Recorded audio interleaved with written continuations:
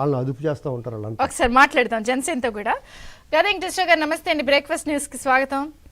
ఆడదాం ఆంధ్ర అని ముఖ్యమంత్రి గారు ఆంధ్రాని ఆడతానంటే ఎమ్మెల్యేలు నాయకులు ఆయన ఆడతామని తేలుస్తున్నారు.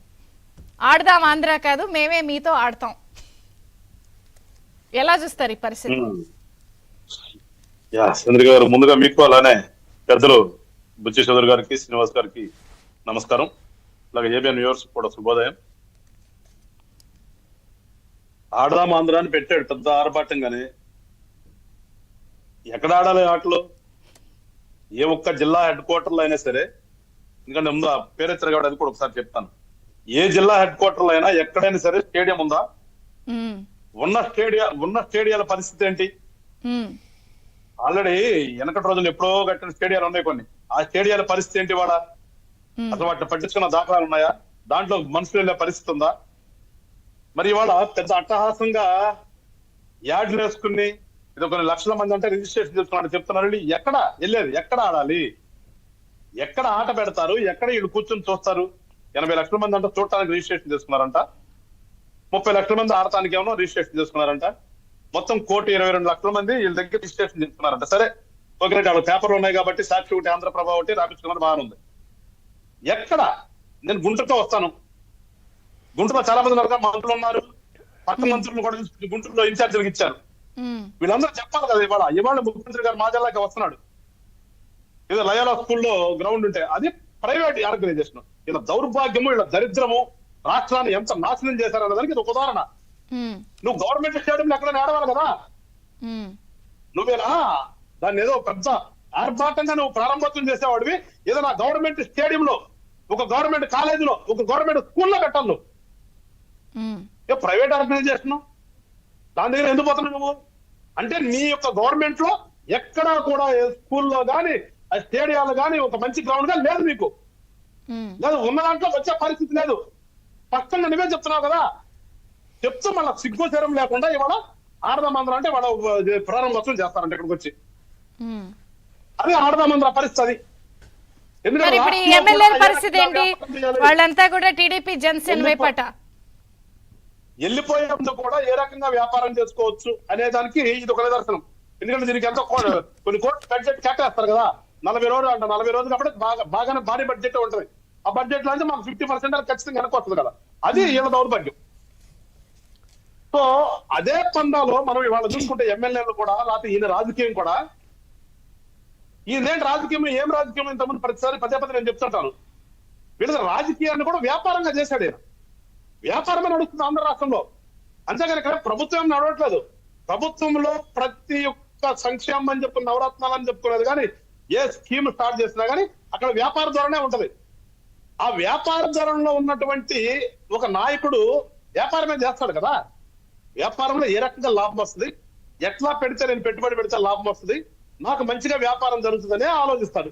ఇవాళ కూడా ఆయన అదే చేస్తున్నాడు. తప్పే ఉంది, ఆయన తప్పలేదు కదా. ఆయన వస్తుదా వ్యాపారస్తుడు కదా. అది కూడా దొంగ వ్యాపారస్తుడు కదా. వ్యాపారస్తుడు లక్షణం అంతే ఉంటుంది కదా.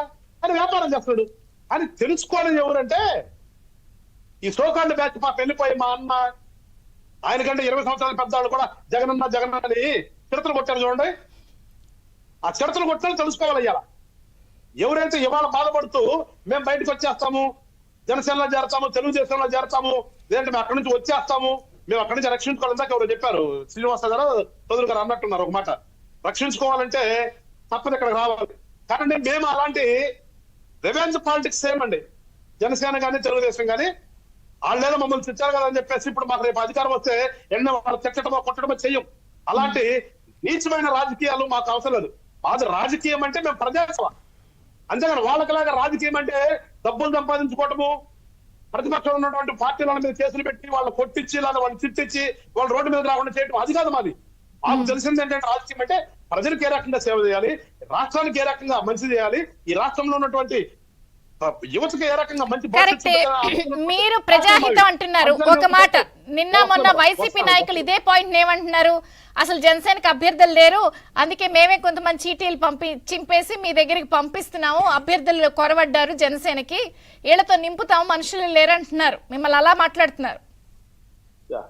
ఇందాక చెప్పా, వాడు దొంగ వ్యాపారం. వాడు ఆ దొంగ వ్యాపారాన్ని తెలుసుకోలేనంత నిస్సహాయ స్థితిలోనూ అజ్ఞానంలోనూ జనసేన పార్టీలే.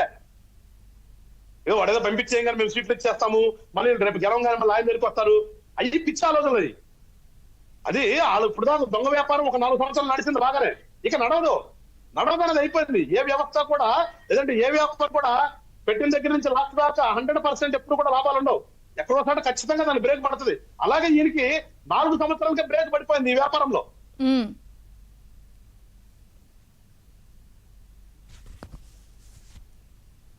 వ్యాపారంలో జగన్మోహన్ రెడ్డి గారికి ఒక వ్యాపార వస్తువు అయినటువంటి ఈ సోకాల్డ్ ఎమ్మెల్యేలంతా ఇవ్వలేదో బులవమంటే వచ్చేస్తే మేమేదో సీట్లు ఇచ్చేసి వాళ్ళని గెలిపించేసి మా మెడ మీద ఎక్కించుకుని జేజేలు కొట్టి రేపు పొద్దున మళ్ళీ అయిన తర్వాత మళ్ళీ జగన్మోహన్ రెడ్డి దగ్గరికి వెళ్ళి వ్యాపారం చేసుకునే విసులుబాటు కల్పించేటంతటి. అంటే ఏంటి, ఎవరు కూడా వాళ్ళ వచ్చి చేరతాము అంటే జనసేనలో అసలు చేర్చుకోరా? పచ్చ జెండా ఊపరా? ఏంటి అసలు ఏంటి మీరు చేర్చుకోరా? మీరు అడిగిన దానికి సమాధానం చెప్పాను. ఇది వాళ్ళు సీటు దించేస్తారు పంపించేస్తున్నాం అన్నదని చెప్పాను నేను.